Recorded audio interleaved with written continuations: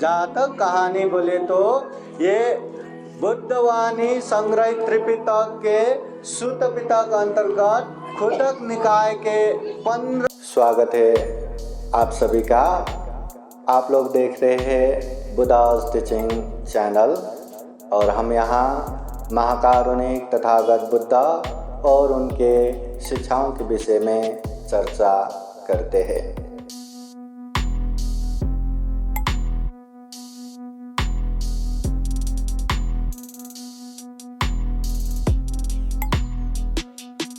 समन्ता चक्रवालेषु अत्र गच्छन्तु देवता सदमं मुनिराजः शृण्वन्तु सद्गमुखदम् धम्मश्रवणकालो अयं वदन्ता धम्मश्रवणकालो अयं वदन्ता धम्मश्रवणकालो अयं वदन्ता। नमो तस्स भगवतो अरहतो सम्मा सम्बुद्दस्स। नमो तस्स भगवतो अरहतो सम्मा सम्बुद्दस्स। नमो तस्स भगवतो अरहतो सम्मा सम्बुद्दस्स। महाकारुणिक तथागत भगवान बुद्ध को त्रिवार वंदना। महाकारुणिक तथागत बुद्ध द्वारा जैसे सुआख्यात धम्म को त्रिवार वंदना। महाकारुणिक तथागत बुद्ध के आर्य श्रावक संघ को त्रिवार वंदना। परम पूजनीय बोधिसत्व डॉक्टर बाबा साहब अम्बेडकर आज विशेषतः ये मिसरवादी स्थित सम्यक विपश्यना बुद्ध विहार में माता भीमाई के जन्म उत्सव के उपलक्ष्य में विशेष कार्यक्रम संपन्न हो रहा है। सुबह सुबह पूजनीय भिक्षु संघ द्वारा परित्राण पाठ संपन्न हुआ। संपूर्ण भिक्षु संघ उपासक उपासिकाओं के साथ धम्म रैली भी संपन्न हुआ। पूजनीय भिक्षु संघ को भोजन दान भी हो गया। अभी पूजनीय भिक्षु संघ का धम्म देशना सुन रहे हैं। प्रथमतः आज माता भीमाई के जन्म उत्सव है। इस उपलक्ष्य में आप सभी के जीवन में बुद्ध का आशीर्वाद रहे, धम्म का आशीर्वाद रहे, संघ का आशीर्वाद रहे। आप सभी के जीवन में खूब खूब सुख हो, शांति हो, मंगल हो, कल्याण हो, ऐसी शुभेच्छा तथा आशीर्वाद व्यक्त करते हैं। बोलिए साधु साधु साधु। अभी धम्म देशना सुनने का समय है। धम्म देशना सुनना बहुत बड़ा पुण्य है, धम्म है। स्वयं तथागत बुद्ध भी कहते हैं कालेन धम्म श्रवणं ये तं मंगलमुत्तमं। समय समय पर धम्म देशना सुनना ये बहुत ही उत्तम मंगल है, बहुत ही पुण्यकारी है, धम्म है। ये धम्म देशना सुनना ही इतना पुण्य है। अगर धम्म देशना को अच्छे से सुन के समझ के अपने व्यवहार में पालन करेंगे तो जीवन में कितना कल्याण होगा, जीवन में कितना लाभ होगा। इसलिए खूब अच्छे से धम्म देशना सुनिए। महाकारुणिक तथागत बुद्ध कहते हैं न परे संविलोमानि न परे संकतागतं आत्तनो अवेक्यया कतानि अकतानि च। न परे संविलोमानि न परेशं कथा कथम। दूसरे लोग क्या कर रहे हैं, क्या नहीं कर रहे, दूसरे लोग क्या बोल रहे, क्या नहीं बोल रहे, ये मत देखो। ये देखने से हमारा कल्याण होने वाला नहीं। तथागत बुद्ध कहते हैं आत्मनो अवैख्य, अपने आप को देखो, अपने आप को मूल्यांकन करो। मैं क्या कर रहा हूँ, मैं क्या नहीं कर रहा हूँ, मैं क्या बोल रहा हूँ, मैं क्या नहीं बोल रहा हूँ, ये हमेशा याद रखो, हमेशा ध्यान रखो। कोई वांदा नहीं, कोई समस्या नहीं। अगर हम गलत भी कर रहे हैं, अगर हम अकुशल भी कर रहे, अगर हम पाप भी कर रहे, तो कोई समस्या नहीं। बस जानो कि मैं गलत कर रहा हूँ, मैं अकुशल कर रहा हूँ, मैं पाप कर रहा हूँ। जब वो इंसान जानेंगे कि मैं गलत कर रहा हूँ, आगे जाके वो गलत फिर से वो नहीं करेगा।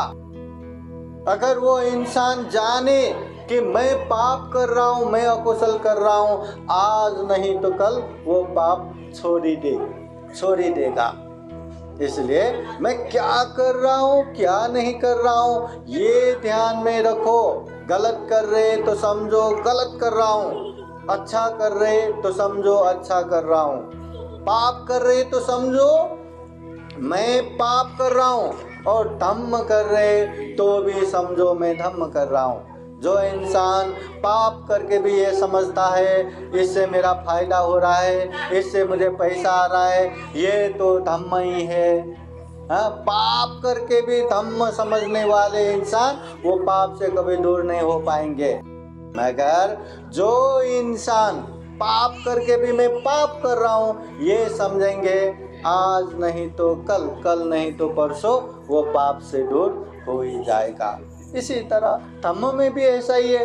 वो धम्म कर रहा है, वो पुण्य कर रहा है, फिर भी उसको हमेशा डाउट है, हमेशा संदेह है, कहीं मैं पाप तो नहीं कर रहा हूँ, कहीं मैं गलत तो नहीं कर रहा हूँ। लेकिन मानिए वो धम्म को आगे नहीं बढ़ा पाएगा, जल्दी से वो धम्म से दूर हो जाएगा।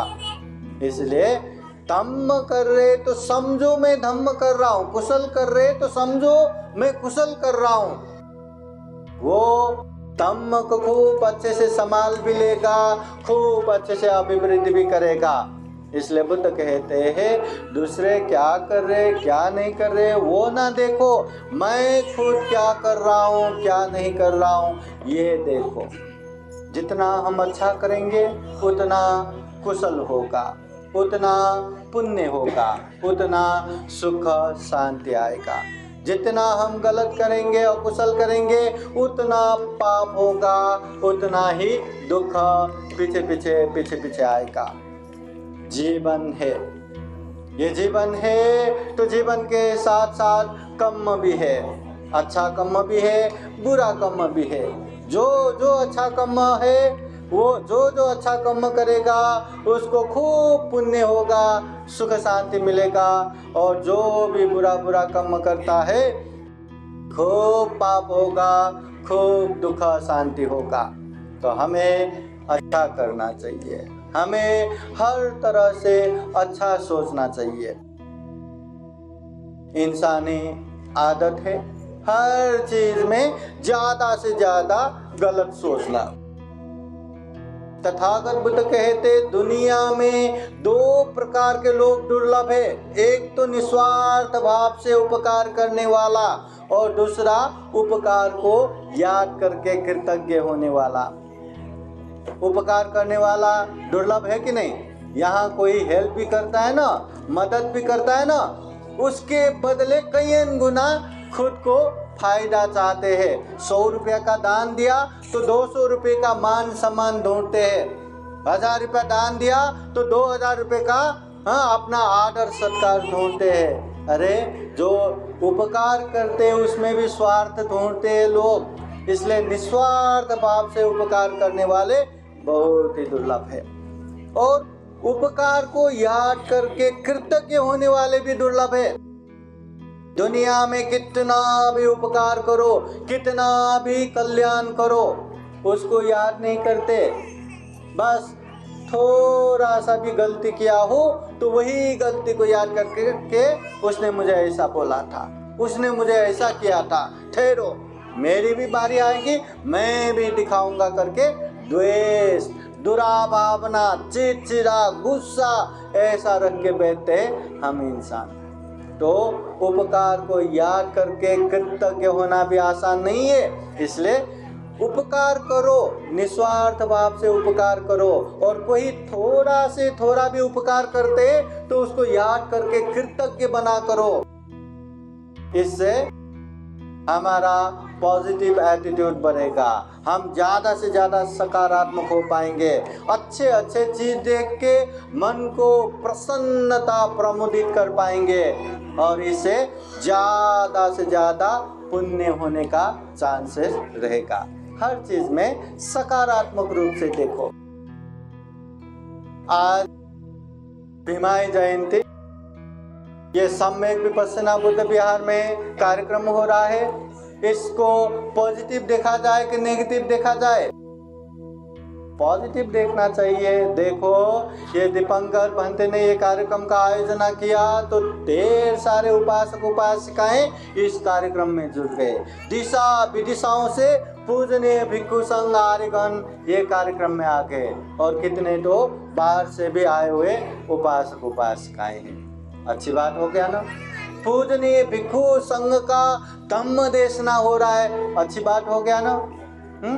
मगर ये कार्यक्रम में भी आके मेरा तो सम्मान ही नहीं हो रहा है, खाना समय पे नहीं मिल रहा है, खाना मिला तो भी ऐसा नहीं वैसा नहीं, यहाँ बैठने की सुविधा नहीं, यहाँ रहने की सुविधा नहीं, और आया तो भी इधर कुर इधर किर बातें ही करके बैठेंगे। तो हो गया क्या पॉजिटिव? धम्म देशना का कार्यक्रम हो रहा है और अपना अपना ही बातें करके बैठे, अपना अपना ही चलते रहते हैं, तो हो गया क्या पॉजिटिव? इसलिए हर चीज में पॉजिटिव देखना चाहिए। नेगेटिव इतना भयंकर बढ़ रहा है, इतना भयंकर बढ़ रहा है, नजदीक बिहार रहने के बाद भी लोग बिहार में नहीं आ पा रहे। बिहार में आया तो भी घूमने के लिए आते।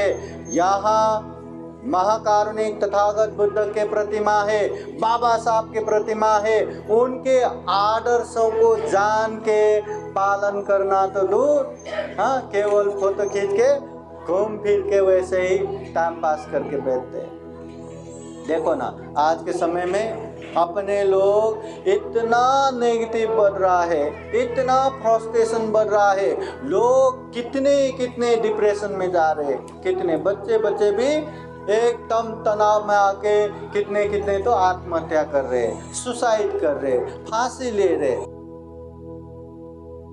समझ रहे क्या? इतना नेगेटिविटी बढ़ गया। सबसे पहले तो खुद को ही समझना है कि मैं जितना नेगेटिव होऊंगा मेरा नेगेटिविटी बढ़ेगा, और उसका जिम्मेदार भी मैं ही होऊंगा। अगर मैं पॉजिटिव रहूँगा मेरा पॉजिटिव बढ़ेगा, मेरा पुण्य बढ़ेगा, मेरा सुख बढ़ेगा, उसका कारण भी मैं हूँ। पहले ये बात समझना है। और जो समझता नहीं या जो समझना नहीं चाहते उन लोगों को भी समझाना चाहिए। इसलिए बार बार धम्म की बातें सुनना चाहिए, महाकारुणिक तथागत बुद्ध के उपदेश सुनना चाहिए। जीवन है तो पाप भी है, पुण्य भी है, पाप भी है, पुण्य भी है, तो यहाँ सुख भी है, दुख भी है। अभी सुख आया करके एकदम आकाश में ही उड़ते रहना, और दुख आया करके जमीन में लोटपोट होकर के रोते रहना, ये भी तो ठीक नहीं है। समस्या तो यहाँ बहुत है, पीड़, चिंता, तनाव तो यहाँ कितने। तथागत बुद्ध कहते हैं, जहाँ जन्म होता है जन्म के साथ अनेक दुख कष्ट शुरू होता है, अनेक दुख आता है। इसलिए जीवन है तो दुख है, मगर वो दुख आया करके तनाव में आके ऐसे वैसे कदम चलाना या सुसाइड करना या डिप्रेशन जाना, ये भी ठीक नहीं है। इसलिए समझो जीवन में कितना दुख आता है। कृषा गौतमी तथागत बुद्ध के समय में, वो कृषा गौतमी एक लौते बच्चे, वो भी छोटे से उम्र में ही मर गया। कितना दुख, उसकी वजह से घर में उसका मान बढ़ गया, सम्मान बढ़ गया, सब लोग अच्छे से व्यवहार करने लगे, पर वही बच्चे मर गया। वो मानने को तैयार नहीं कि अपना बच्चा मर गया। वो बच्चे को पकड़ के यहाँ वहाँ जहाँ जहाँ वैद्य है वहाँ वहाँ मेरे बच्चे सोया है, उठाओ उठाओ करके भागता रहा।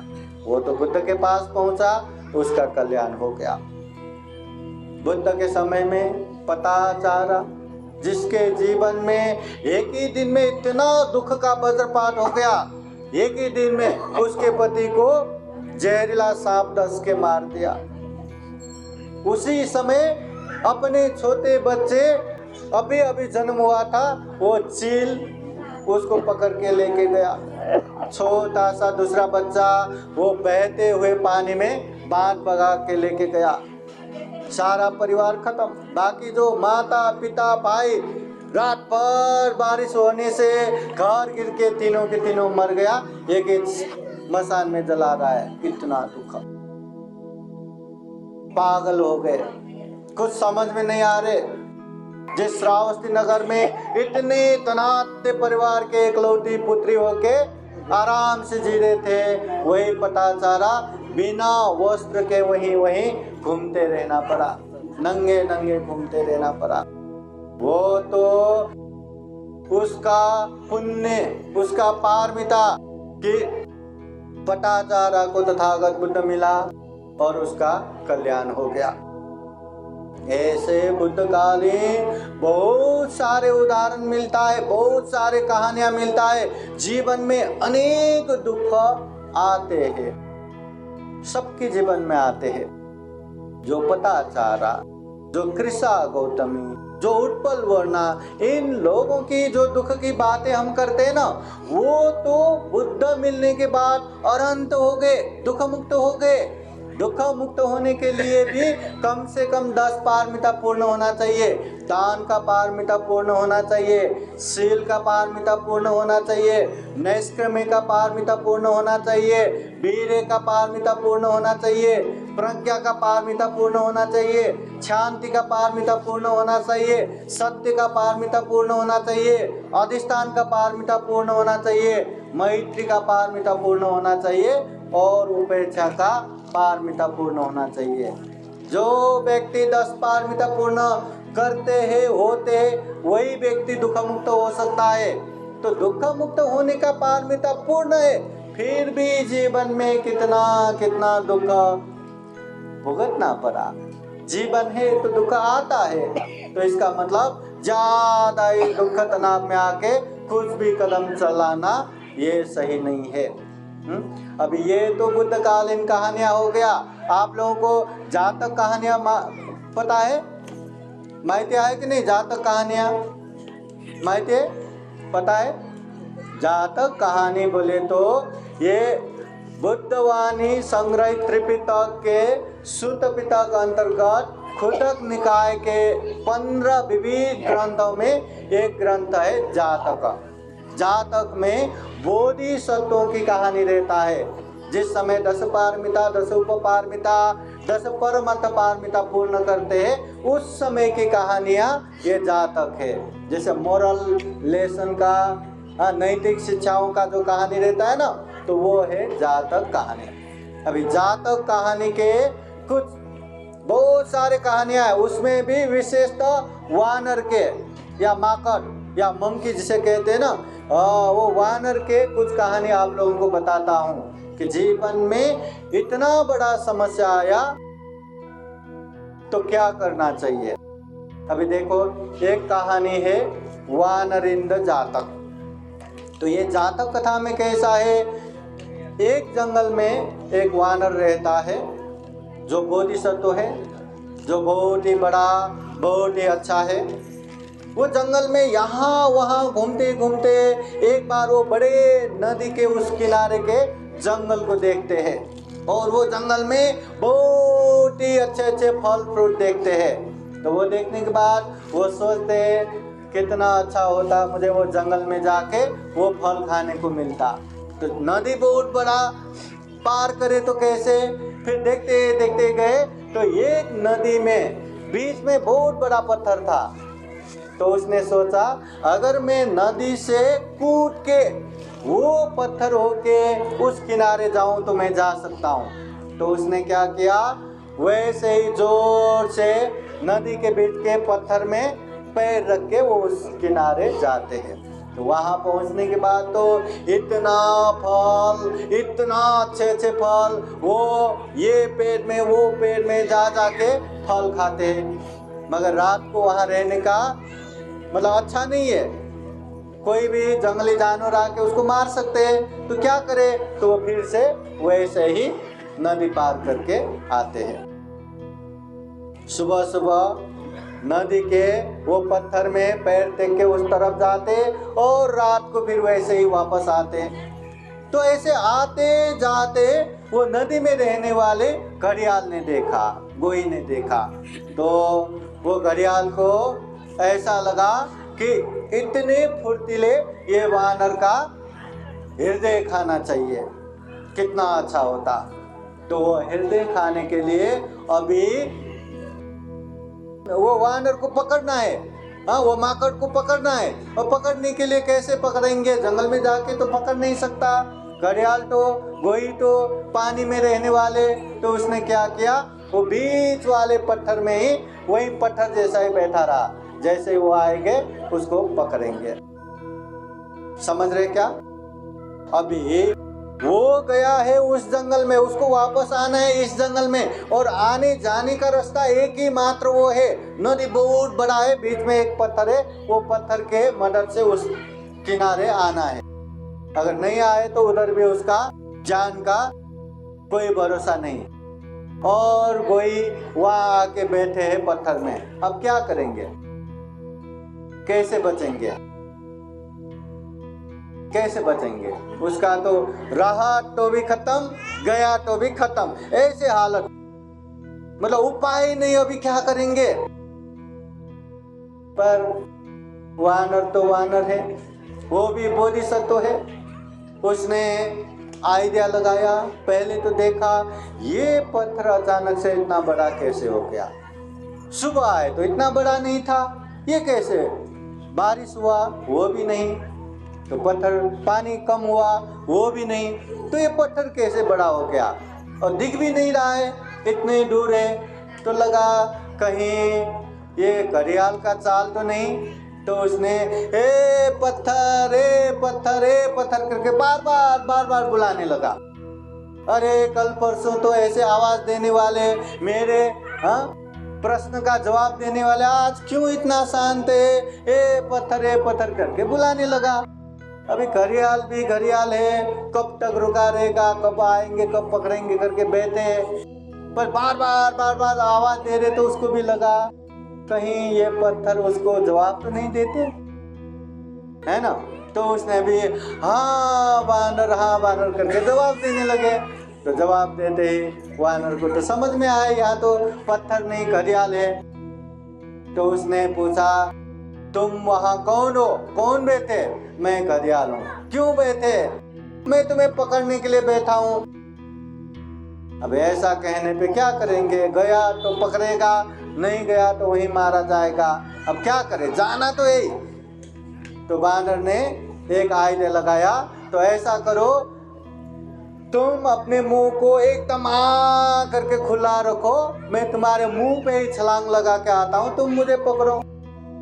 तो उसको भी लगा अरे बानर तो मान गया, ठीक है मैं अपना मुंह आ करता हूँ करके आ किया और एकदम आ किया, जितना मुंह खोल सकते उतना खोला। अभी आप लोगों को पता है घड़ियाल का मुंह जितना खुलता है उतना आगे का दिखाई नहीं देता। एकदम आ करके मुंह खोला तो ऐसे में बांदर वहां से जोर से छलांग लगाया, उसके शरीर में पैर रख के उस किनारे गए और घड़ियाल वहीं के वहीं रह गए। अरे कब आएंगे पकड़ेंगे करके बैठे और अपने शरीर पे टेक के चला भी गया और पता ही नहीं चला। मतलब जिंदगी उसका वहीं खत्म था। हाँ, गया तो भी मारे जाना, रहा तो भी मारे जाना।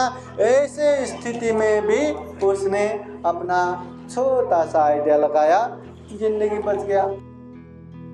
है ना, जिंदगी में कभी कभी इतना समस्या आ जाता है, इतना मतलब कि कुछ दिखाई नहीं देता कि अब तो गया जैसा। पर जब मन शांत रहेगा, जब मन स्थिर रहेगा, या वो समस्या आके 3 महीना, 6 महीना, 1 साल बीत जाएगा, तब आप लोगों को दिखाई देगा, अरे मैं ऐसे चीजों में परेशान हो रहा था, इतू सा बात था और मैं इतना रो रहा था, इतना घबरा रहा था। इसलिए कभी भी समस्या आया तो एकदम बेचैनी नहीं होना, शांत होना है। जितना शांत रहेंगे उतना हम वो समस्या को देख पाएंगे, समस्या को देख पाएंगे तो उसका कारण भी देख पाएंगे, और कारण दिखाई दिया हम आराम से उससे दूर भी हो पाएंगे। अगर शांत नहीं रह पाए तो कोई कल्याण मित्र से बात करो, अपने माता पिता से बात करो, मगर समस्या से समाधान की तरफ जाना जरूरी है। ऐसे ही एक कहानी मतलब ऐसा भी है, जैसे नलपान जातक, ये वानर का ही है। नलपान जातक में भी एक जंगल में एक वानर जो बोधिसत्व है, बहुत बड़ा है, और बड़ा होने की वजह से वो 500 वानरों का मुखिया, लीडर। तो जंगल में यहाँ वहाँ घूमते घूमते रहते थे। वो 500 वानरों के साथ इधर उधर पहुंचते रहते थे। एक दिन जंगल में घूमते घूमते बहुत दूर गया, इतना दूर गया, इतना दूर गया कि अभी बहुत ही प्यास लगने लगे। अपने जंगल में होता तो कहाँ पानी है, कहाँ तालाब है, कहाँ नदी है, सब पता है, पर इतने दूर कुछ भी पता नहीं, अब क्या करे। फिर भी वानर तो वानर है, यहाँ वहाँ भागते भागते सब लोग इधर उधर करते करते पानी ढूंढने लगा, और किसी ने पानी का तालाब देखा, सब लोग वहाँ जमा हो गए पानी पीने के लिए। मगर एक अच्छी आदत था सारे वानरों को, जब तक वो लीडर बोलते नहीं तब तक नहीं करते। सारे लोग, सारे वानर वो तालाब के आजू बाजू वहाँ पानी पीने के लिए बैठा रहा। बस कब अपने मुखिया बोलेंगे, कब पानी पिएंगे करके बैठा रहा। मुखिया आया, वो वानर ने देखा, ऐसे ही किसी को आदेश नहीं देता कि पानी पियो करके, पहले देखा उसने, देखा तो एक आश्चर्य चीज क्या देखते, वहां तालाब की तरफ जाते हुए चिन्ह, पद चिन्ह तो देखते, ये पैर का निशान देखते, मगर आते हुए निशान एक भी नहीं देखते। इसका मतलब समझ रहे हो क्या? जाते हुए, तालाब की तरफ जाते हुए ये पैरों के निशान दिखते हैं, मगर आते हुए एक भी नहीं दिखता। तो ये देख के लगा कहीं ये तालाब में कुछ न कुछ तो खराबी है, क्योंकि जा रहा है एक भी नहीं आ रहा है, कुछ तो वहाँ पे खतरनाक है, या जहरीला है, या जाने वाला सब मरता है, और मरता है तो मरा हुआ एक भी लाश नहीं दिखता। तो पहले पहले ऐसे तालाब में ऐसे यक्ष रहता है ना, ऐसा उसने भी सुना था। तो उनको लगा कहीं यहाँ पे यक्ष देवता न हो, तो ऐसे सोच के किसी को भी आदेश नहीं दिया पानी पियो करके। सब लोग वो बैठे बैठे देखता रहा, देखता रहा, देखता रहा। सही में वो तालाब में एक यक्ष रहता था, और उसको वरदान मिला था, उसको अधिकार मिला था, जो भी प्राणी वो नदी में पानी पीने को आएगा वो उसको पकड़ सकता है, वो उसको खा सकता है। अभी इतने वानर आते हुए देख के वो बहुत खुश था कि आज अच्छा भोजन मिलेगा, मगर कितने देर हो गया एक भी वानर पानी पीने को नहीं आया। इतने 500 वानर है, एक भी पानी पीने को नहीं आया। वो रुकते रुकते, वो प्रतीक्षा करते करते थक गया, फिर वो वहीं प्रकट हो गया। अरे वानर क्या कर रहे हो, प्यास लगे हो ना, पानी पियो, पानी पियो। पर वो मुखिया कहते हैं, ऐसा कहने वाले तुम कौन हो? मैं यक्ष हूं। तुम यहाँ क्यों हो कि ये मेरा तालाब है, जो भी यहाँ पानी पिएगा मैं उसको खा सकता हूँ। अभी तुम लोग प्यासे हो, प्यास से वैसे भी मरने वाले हो, इससे अच्छा पानी पियो, मरो। मरना तो है ही। मतलब वो एक को इतना ओवर कॉन्फिडेंट था कि वो पानी पी के ही मरेगा, ऐसे ही मरने से पानी पी के ही मरेगा। अभी मुखिया सोचने लगे क्या करेंगे, इतना प्यास लगा है, इतना दूर दूर से ढूंढ ढूंढ के एक तालाब मिला है, दूर दूर तक पानी नहीं, और कुछ देर पानी पीने को नहीं मिला तो वहाँ मरना शुरू हो जाएगा। अब क्या करें, पानी पीने के लिए बोले या ऐसे ही पानी पिए बिना ही मरने के लिए बोले? करे तो क्या करें, क्या करें? पानी पियो बोलेंगे तो पानी पीते ही वो एक से उन लोगों को खाना शुरू कर देगा, और पानी नहीं पिया तो वैसे भी प्यास से मरने वाले। अब करे तो क्या करे?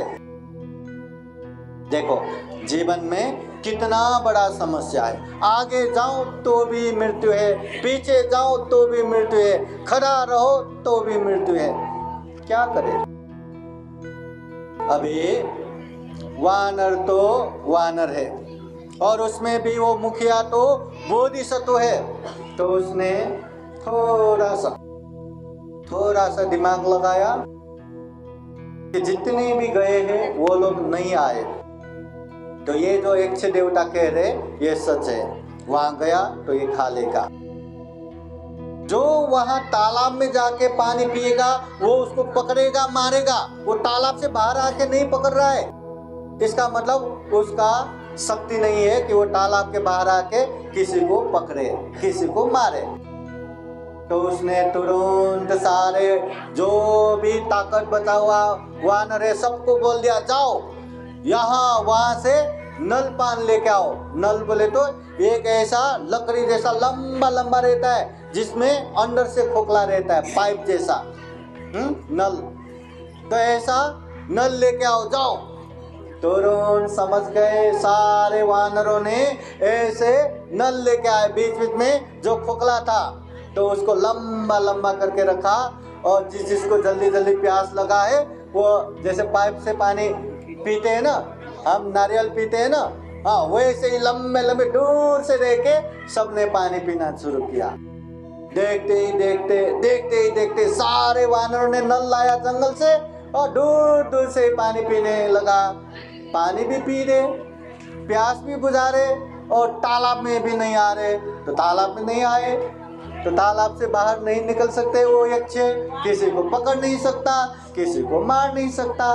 देखते ही देखते 500 वानरों ने भरपेट प्यास भी मिटाया, पानी भी पिया, और एक भी वानर यक्ष के हाथ में नहीं आए, सब भरपेट पानी पी के वहां से चले भी। देखो जिंदगी में कितना भी बड़ा समस्या हो, कितना भी बड़ा मुश्किल हो, छोटे से छोटे चीजों से भी वो खुल जाता है। इसलिए कभी भी जीवन में समस्या आया, तनाव आया, दुख आया करके ज्यादा बेचैनी नहीं होना, ज्यादा दुख तनाव में नहीं रहना, ज्यादा उल्टा सीधा रास्ता नहीं अपनाना। उस समय अपने आप को शांत रखना है। कोई कल्याण मित्र मिलता है, कोई अच्छे मित्र मिलता है तो उससे सजेशन लेना है, अपने माता पिता से सजेशन लेना है, हाँ सलाह लेना है। रास्ता खुली जाता है, अच्छे रास्ता दिखी जाता है, मगर ज़्यादा तनाव में आके, टेंशन में आके उल्टी सुल्टी रास्ता अपना के जीवन को खत्म नहीं करना। उपासक उपासिकाएं महाकारुणिक तथागत बुद्ध जब बुद्ध बनते उन्होंने 4 आर्य सत्य ज्ञान का बोध किया। पहला आर्य सत्य दुख आर्य सत्य है। जन्म है तो दुख ही दुख है, जन्म होते ही बुढ़ापा आता है, बीमारी आता है, मृत्यु आता है, दुख ही है। जो इच्छा करते वो पूरा नहीं होता, दुख ही है। जो प्रिय है उससे दूर होना ये भी दुख है, जो अप्रिय उनके साथ रहना ये भी दुख है। ये पंचस्कंद नाम रूप रूपी शरीर धारण करना ये भी दुख है। दुख ही दुख से भर पड़ा ये जीवन है। इसलिए दुख आया तो बेचैनी नहीं होना, ज्यादा तनाव में नहीं आना। दुख तो ये प्रकृति का नियम है। बस वो दुख के कारण को जानो, वो कारण को धीरे धीरे खत्म करो। ये दुख भी खत्म होगा, आने वाला दुख भी खत्म होगा। जब सारे दुख खत्म होगा, सारे दुखों का कारण खत्म होगा, तब हमें दुख मुक्ति का अनुभव होगा, निर्वाण प्राप्ति होगा। तो उपासक उपासिकाएं, हम यही कामना करते हैं कि हम भी जीवन में महाकारुणिक तथागत बुद्ध के मानव हित कल्याणकारी धम्म को खूब अच्छे से जान सके, खूब अच्छे से समझ सके, और वो धम्म को व्यवहार में पालन करते करते ये दुर्लभ, यह अमूल्य, ये सर्वश्रेष्ठ मनुष्य जीवन को सफल बना सके, सार्थक बना सके, अंत में जन्म जरा व्याधि मरण से मुक्त निर्वाण तक प्राप्त कर सके, ऐसी कामना करते हुए ये धम्म देशना यही समापन करते हैं। सबका मंगल हो, सबका कल्याण हो। भवतु सबका मंगलम। साधु साधु साधु। बुद्धं नमामि, बुद्ध को नमन करता हूँ। धम्मं नमामि, धम्म को नमन करता हूँ। संघं नमामि, संघ को नमन करता हूँ।